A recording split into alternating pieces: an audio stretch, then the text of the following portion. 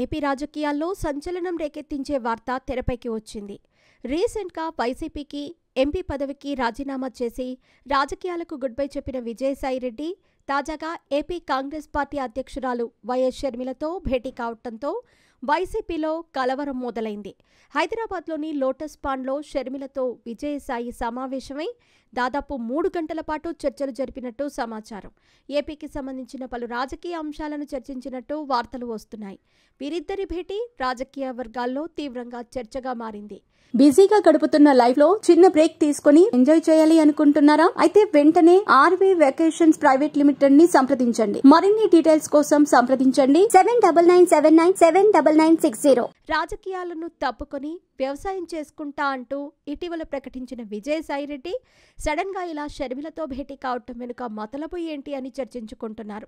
అన్న వైఎస్ జగన్తో విభేదాల కారణంగా వైఎస్ఆర్సీపీ నుంచి బయటకు వచ్చిన వైఎస్ షర్మిల తెలంగాణలో సొంతంగా పార్టీ పెట్టుకున్నారు.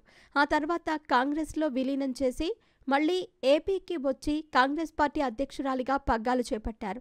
అసెంబ్లీ ఎన్నికల్లో వైఎస్ జగన్ ఓటమికి తీవ్రంగా ప్రచారం చేశారు.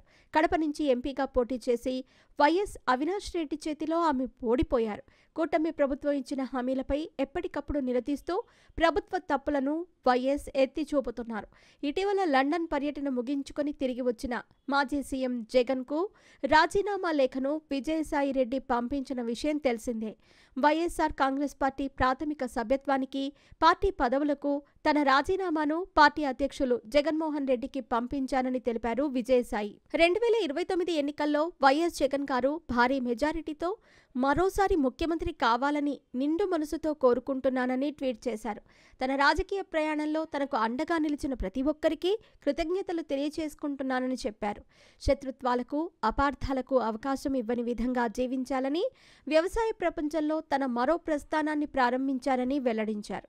అయితే ఇలా ప్రకటించిన విజయసాయిరెడ్డి సడన్ గా వైఎస్ షర్మిలతో ఎందుకు భేటీ అయ్యారని చర్చించుకుంటున్నారు. వైఎస్ జగన్ మరోసారి ముఖ్యమంత్రి కావాలని కోరుకుంటున్న ఆయన అన్నా చెల్లెళ్ల మధ్య సయోధ్య కుదుర్చేందుకు ప్రయత్నిస్తున్నారా, లేదా ఆయనే కాంగ్రెస్ వైపు పయనించేందుకు రెడీ అవుతున్నారా అని రాజకీయ వర్గాల్లో చర్చ జరుగుతోంది.